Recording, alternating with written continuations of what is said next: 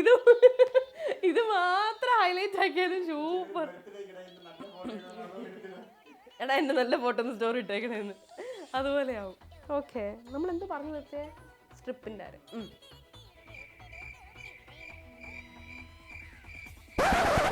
നീ എവിടെ ശ്രദ്ധിച്ചിരിക്കുവാ?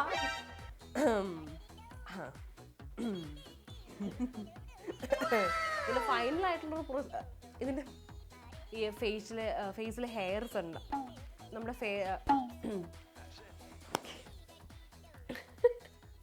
എന്താണ് നടക്കുന്നത്?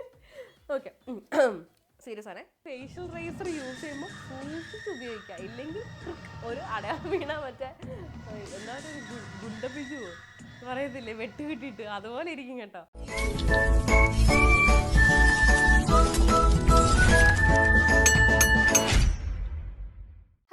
Welcome back to my YouTube channel. എൻ്റെ കഴിഞ്ഞ വ്ളോഗ് നമ്മുടെ ഗ്ലൂട്ടത്താൻ ഇഞ്ചക്ഷനെ പറ്റി പറഞ്ഞതിന് അത്യാവശ്യം നല്ല റീച്ചും കാര്യങ്ങളൊക്കെ ഉണ്ടായിരുന്നു. കുറേ പേര് കമൻറ്റ് ചെയ്തിരുന്നു, വീഡിയോ ഒത്തിരി ഷെയറും കാര്യങ്ങളൊക്കെ ആയി. അപ്പോൾ എല്ലാവർക്കും താങ്ക് യു സോ മച്ച്. ഈ പറഞ്ഞ പോലെ ഞാൻ ഒരിടയ്ക്ക് കൂടുതൽ ഫാമിലി വ്ളോഗായിരുന്നു ചെയ്തുകൊണ്ടിരുന്നത്. അപ്പോൾ നമ്മളിതുപോലുള്ള ബ്യൂട്ടി റിലേറ്റഡ് വീഡിയോസൊക്കെ ചെയ്യുമ്പോൾ ആൾക്കാർക്ക് ഇഷ്ടപ്പെടുമോ, നിങ്ങളതിനെ സ്വീകരിക്കുമോ എന്നുള്ള ടെൻഷൻ എനിക്കുണ്ടായിരുന്നു.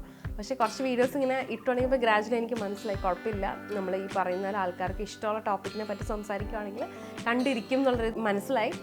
എൻ്റെ വീഡിയോ ആ ഒരു റീച്ച് കിട്ടിയപ്പോൾ എനിക്ക് ഒത്തിരി സന്തോഷമാവുകയും ചെയ്തു കേട്ടോ. അപ്പോൾ ഇന്നും അതുപോലെ ഒരു ബ്യൂട്ടി റിലേറ്റഡ് കണ്ടന്റ് ആയിട്ടാണ് ഞാൻ വന്നേക്കുന്നത്. വേറൊന്നുമല്ല, നമ്മുടെ ഫേഷ്യൽ ഹെയർ റിമൂവലിനെ പറ്റിയിട്ടാണ്. എനിക്കൊന്നും ഒരുപാട് വീഡിയോസ് ഓൾറെഡി നിങ്ങൾ കണ്ടിട്ടുണ്ടാവും.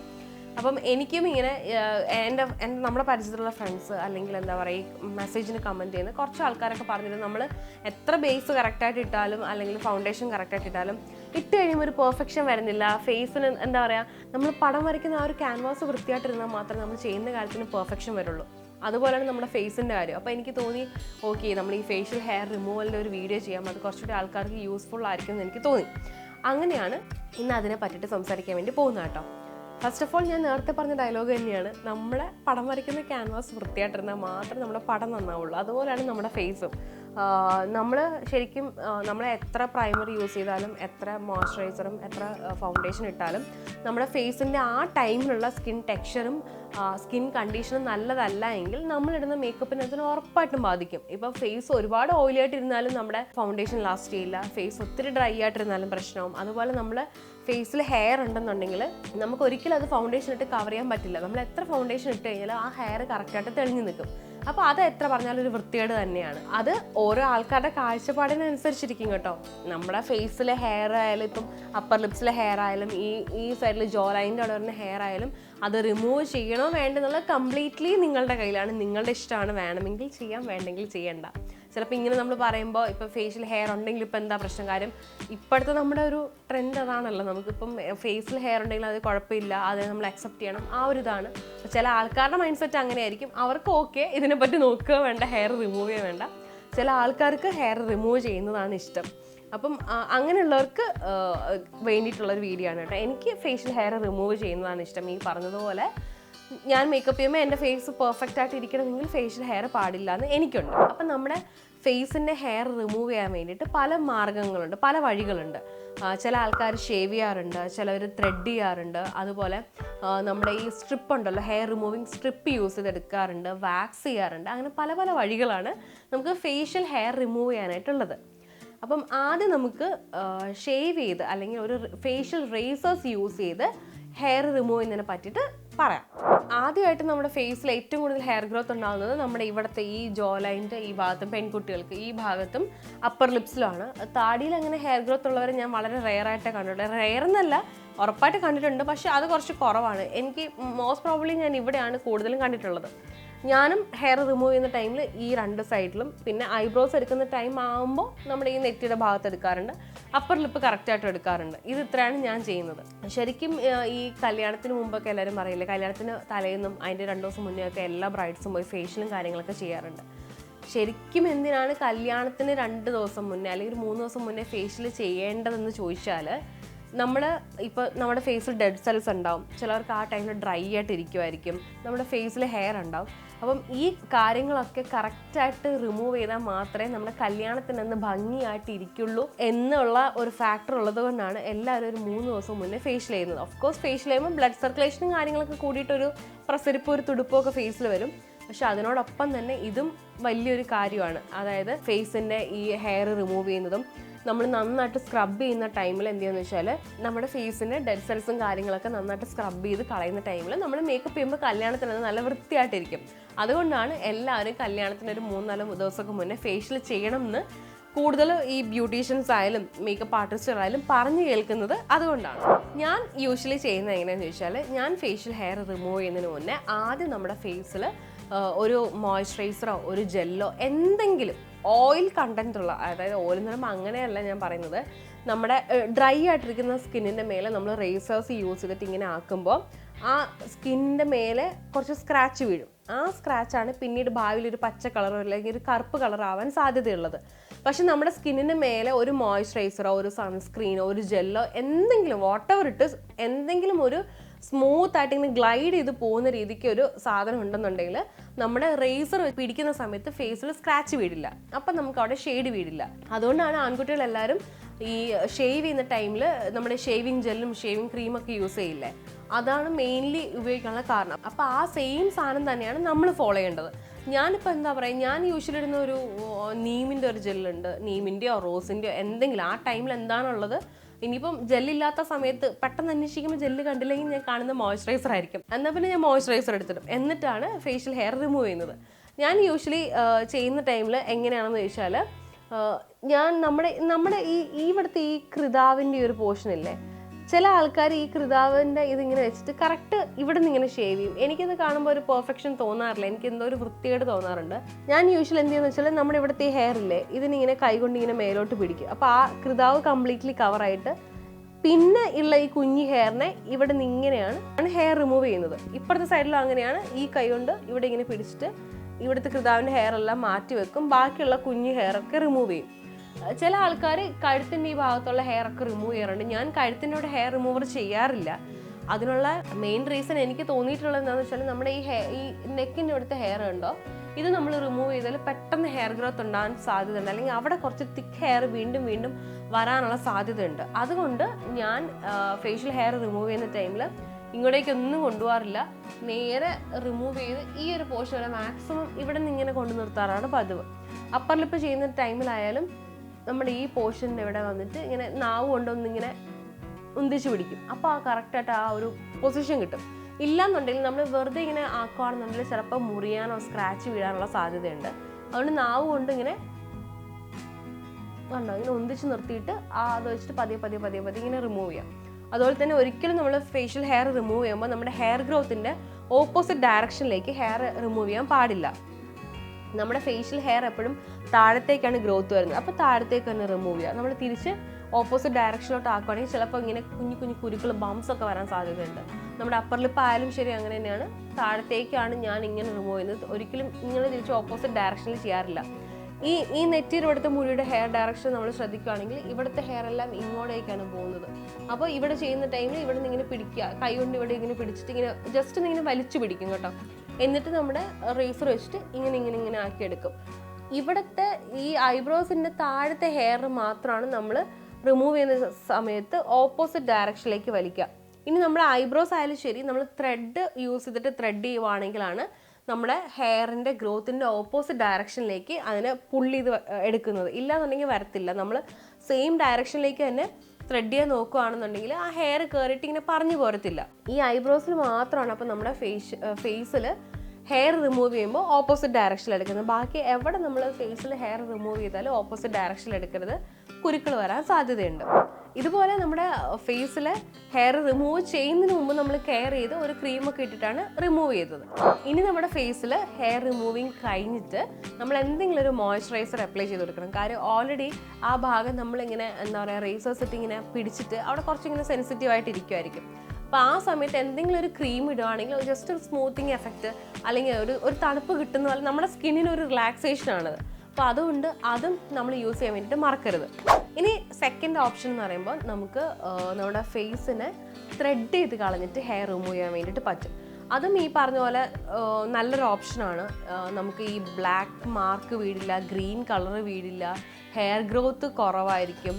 ഈ കുറ്റി പോലെ ഇങ്ങനെ മുളച്ച് നിൽക്കുന്ന ഒരു ഹെയർ ഗ്രോത്തിനൊരു സ്റ്റേജ് ഉണ്ടല്ലേ, അങ്ങനെയുള്ള സ്റ്റേജ് ഉണ്ടാവില്ല. അങ്ങനെയുള്ള ഒരുപാട് അഡ്വാൻറ്റേജസ് നമ്മൾ ത്രെഡ് ചെയ്ത് കളയുന്നതിലൂടെ ഉണ്ട്. പക്ഷേ അതിൻ്റെ ഏറ്റവും വലിയ നെഗറ്റീവ് എന്ന് പറയുമ്പോൾ ഇത് ഹെയർ റിമൂവ് ചെയ്യുന്ന സമയത്ത് സഹിക്കാൻ പറ്റാത്ത വേദനയായിരിക്കും.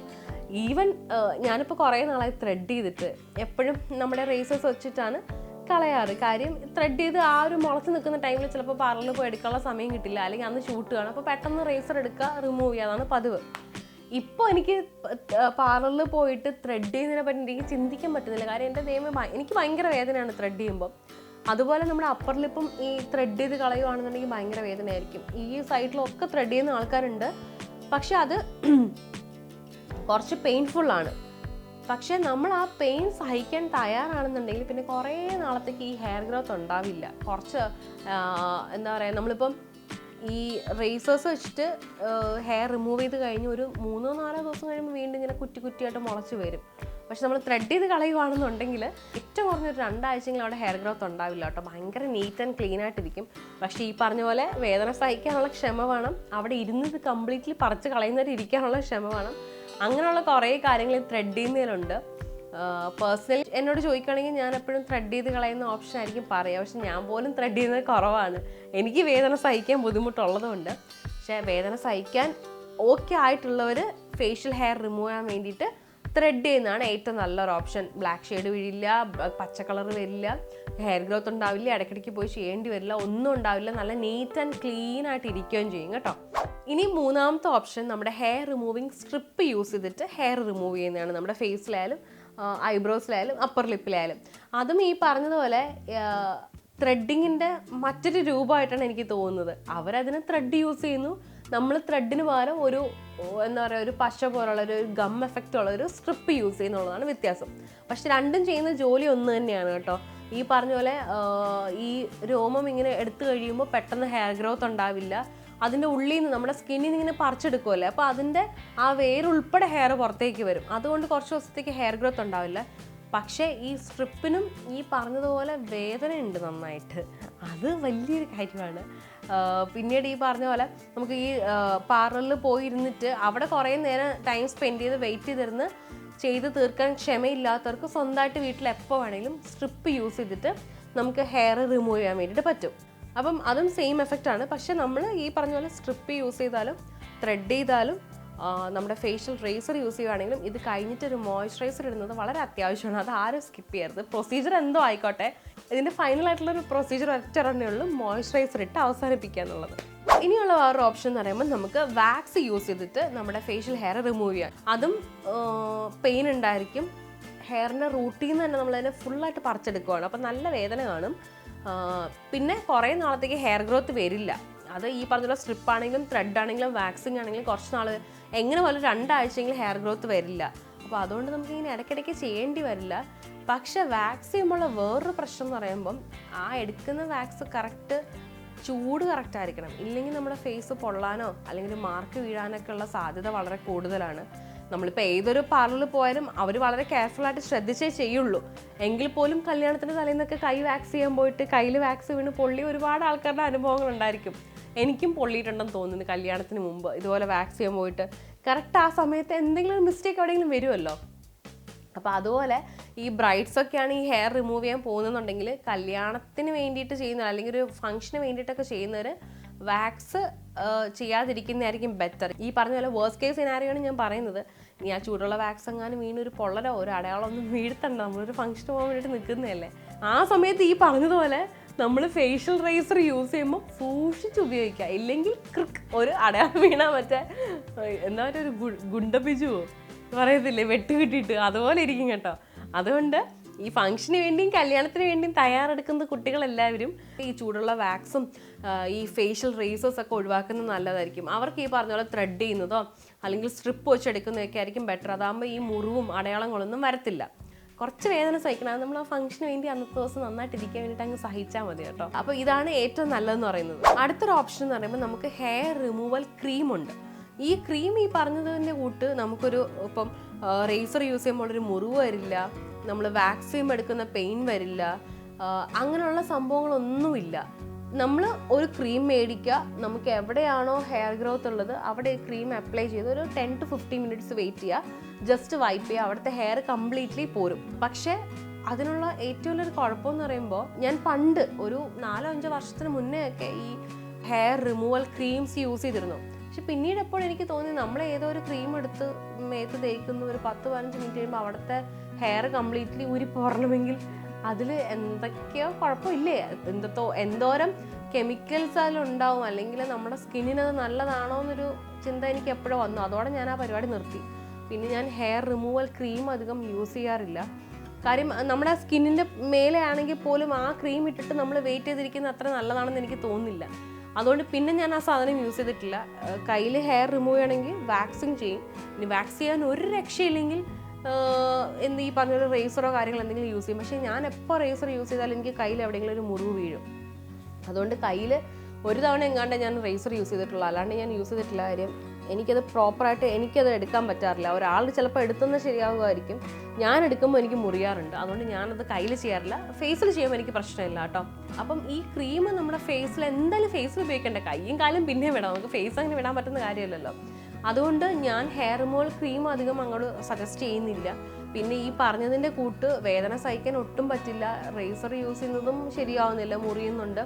അങ്ങനെയൊക്കെ ഉള്ളവരുടെ ഏറ്റവും ലാസ്റ്റ് ഒരു ഓപ്ഷനായിട്ട് മാത്രം ഹെയർ റിമൂവൽ ക്രീം വെച്ചാൽ മതി. അതത്ര നല്ലതല്ല. നമ്മുടെ സ്കിൻ ടെക്സ്ചർ മാറും, സ്കിൻ ചിലപ്പോൾ ഡ്രൈ ആകാൻ സാധ്യതയുണ്ട്, സ്കിന്നിൽ അലർജീസ് വരാം.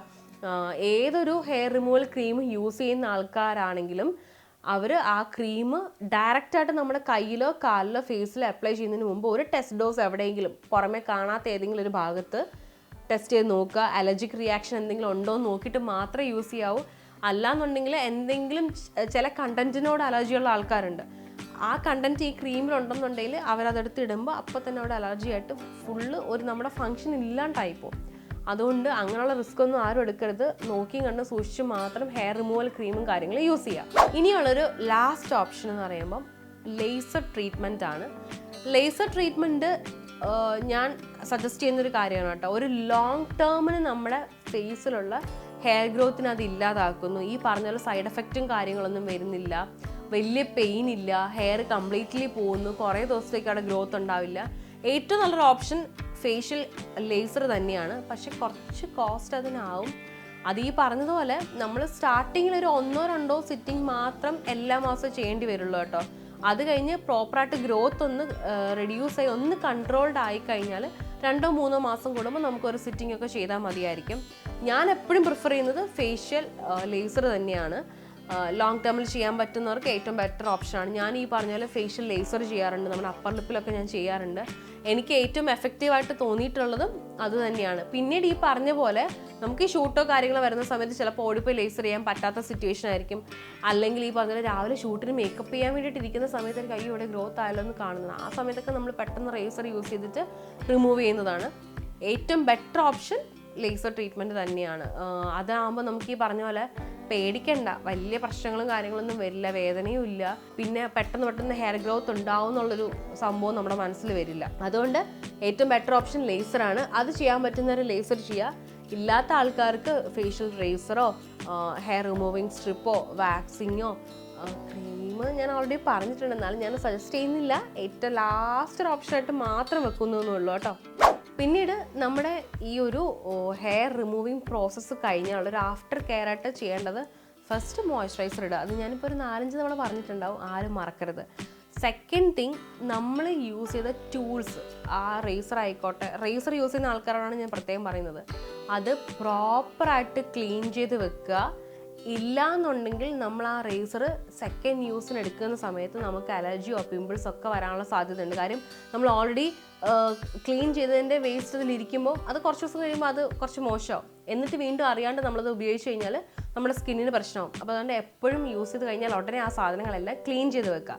മൂന്നാമത്തെ കാര്യം, നമ്മൾ ഹെയർ റിമൂവിങ് ചെയ്ത് കഴിഞ്ഞിട്ട് ഉടനെ തന്നെ പോയി വെയിൽ കൊള്ളരുത്. അങ്ങനെ വെയിൽ കൊണ്ടാൽ എന്താണെന്ന് വെച്ചാൽ പെട്ടെന്ന് സൺ ടാൻ ആവും.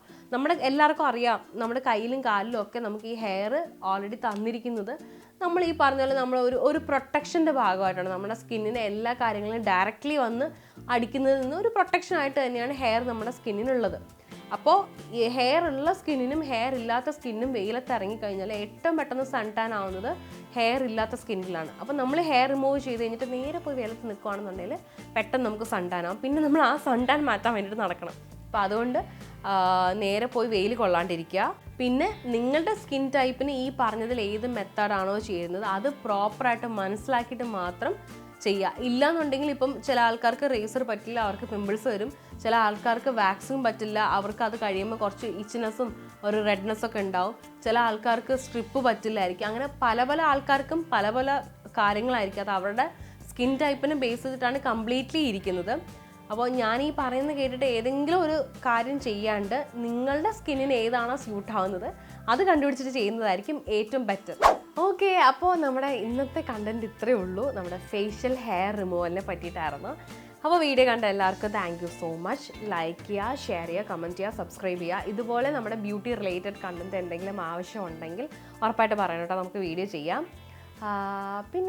പിന്നൊന്നുമില്ല. അപ്പോൾ thank you so much. Love you all. By.